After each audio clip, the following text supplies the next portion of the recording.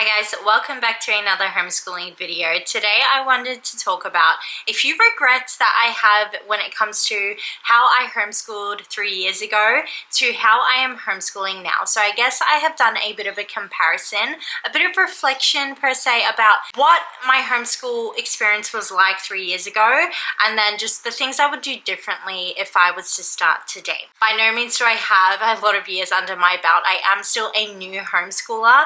However, I have had to start homeschooling a new child every single year for the past 3 years. And so I have a lot of experience on restarting homeschooling, if that makes sense. Maybe if you resonate with these things, then you can not do these mistakes that I think I made and just jump straight into homeschooling in a more manageable way. So let's get into the very first regret. Now, my first regret is starting early. I did start homeschooling my son when he had just turned 5. His birthday is in December and our school year starts in January. And so I don't actually have to enroll my kids into school until they are 6.5 years old. So technically he started a year and a half early. Today I have a 6-year-old, I have a 4-year-old, a 3-year-old and a 1-year-old.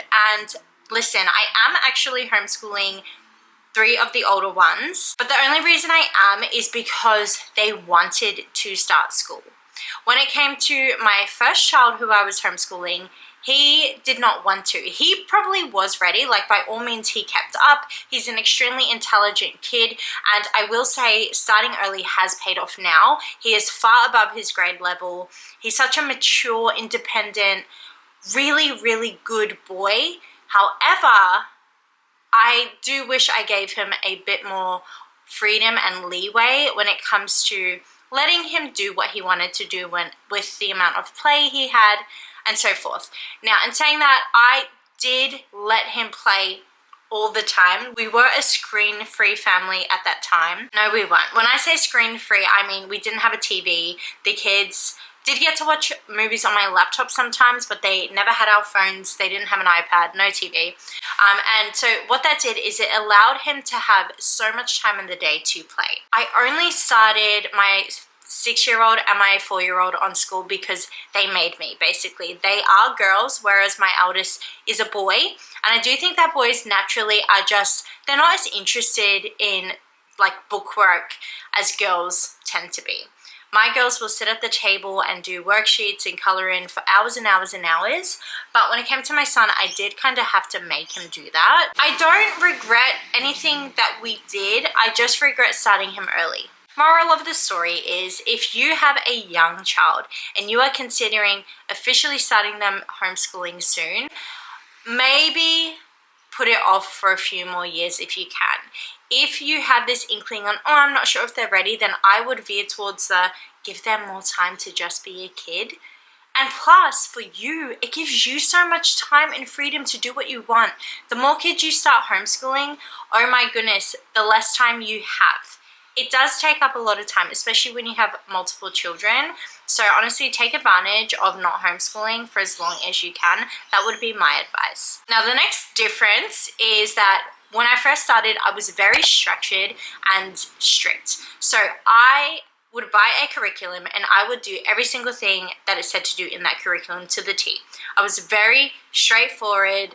Our timetable in the day was to the minute. Like I would sit down at 8 a.m. every single day with all my kids. We would have already had breakfast and we would do our work. Okay, I was very determined to get through our curriculum in that first year and do everything that the book said. And we made a lot of fun memories.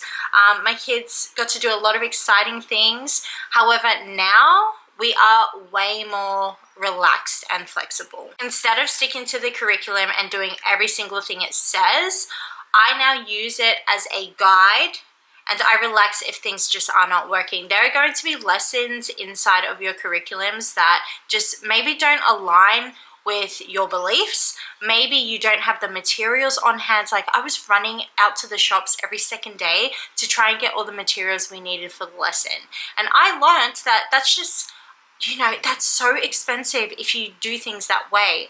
So now I just do the things that work, and if something doesn't align with us on that day, I will just quickly pull together a different lesson for that particular subject, or I would just do the next lesson and everything is fine. I am also much more flexible when it comes to the flow of the day. Now, I will say that my kids thrive off sticking to a daily rhythm. So a recent change we have made, I used to do a 4-day school week, Monday to Thursday, and we would have a 3-day weekend. That was what worked incredible for us. This week, I have started changing our free day to Wednesday. So the kids do Monday, Tuesday of schoolwork. Wednesday is an off day where I am able to catch up on the housework, do errands. I will still take the kids out and do something fun, and then I will focus on filming like this and doing my work as well. And then we go back into school for Thursday and Friday.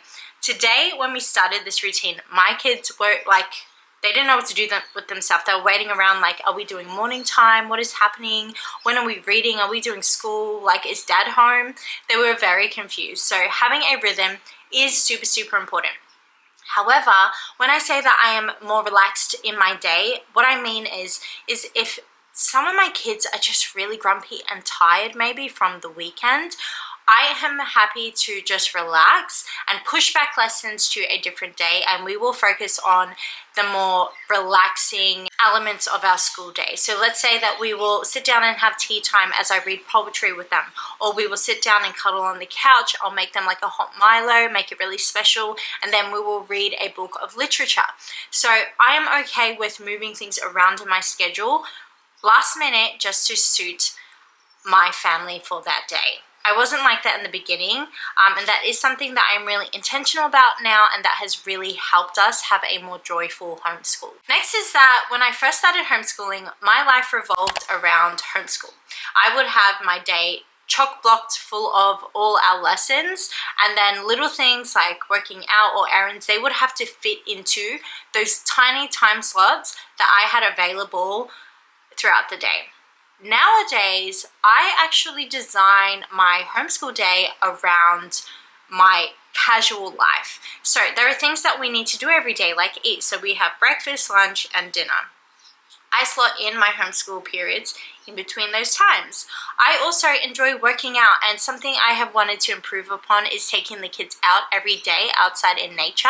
And so again, that is a time block that is important. So instead of adding on an additional, like say, lesson or an additional subject at home, I have just eliminated a subject altogether so that I can get outside and have my younger kids, explore nature too.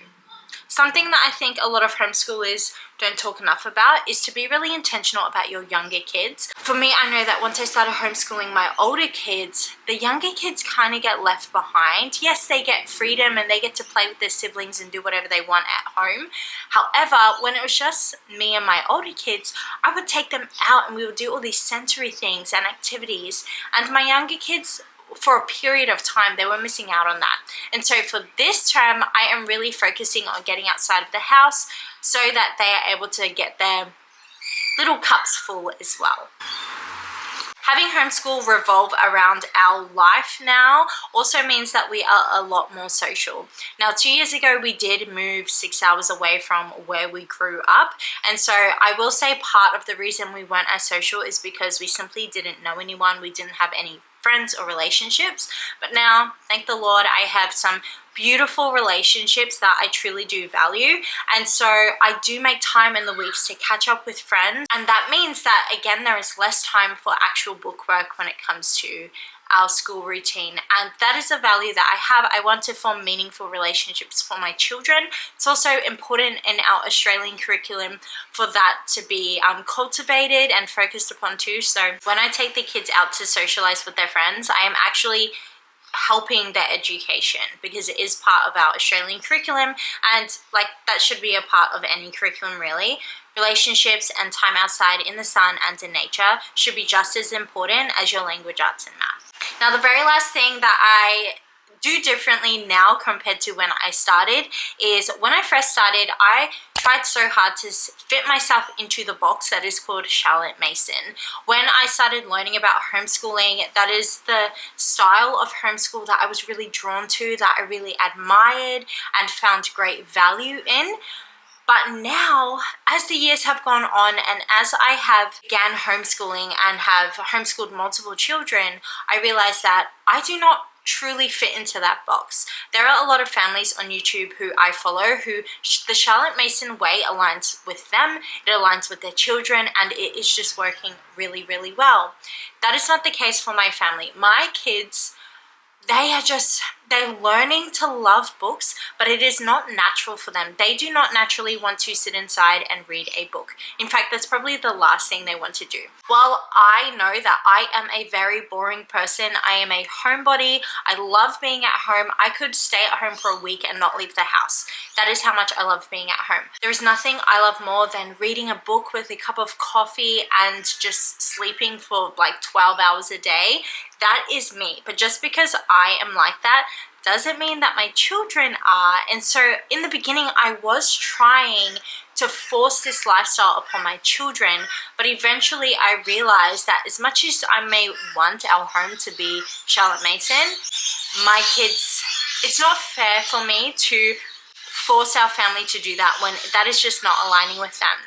The reason why most of us homeschool is to tailor our kids' education towards our children so that we are strengthening their strengths and helping them become the person who God designed them to be. That means that every single child has their own unique set of gifts and talents, and I was trying to push my own gifts and talents onto my children when they are simply not like that. They do not learn like me. They do not enjoy all the same things as me. Maybe you are in the same boat and you're getting frustrated. Maybe your kids are doing lessons with tears because they are frustrated too.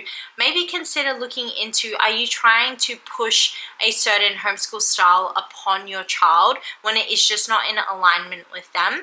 There are ways for you both to win and for you to mishmash different styles together, and that is something I would highly encourage you to figure out. I do have a simplified homeschooling program. If you are new to homeschool, I will leave the link for that down below if you want to join. I help new homeschooling mums, even established homeschooling mums who are feeling overwhelmed. I help you simplify your homeschool day in a way that feels easy and that is tailored to your family's specific needs and desires so that you can homeschool in a way that is joy-filled and productive, but that doesn't take away from what matters most, and that is having quality time with your children and giving them everything that they need to have a rich education. So I will leave the link for that down below. I also have a free curriculum comparison guide. If you guys want to get that, I'll leave the links down there too. So those are the ways that I homeschool differently compared to how I first started 3 years ago now. I would love to hear from you guys. What are the lessons that you have learned over the years as you have homeschooled? If you have been homeschooling for a few years, what things have you changed since you first started that you think have just made such a positive difference in your home?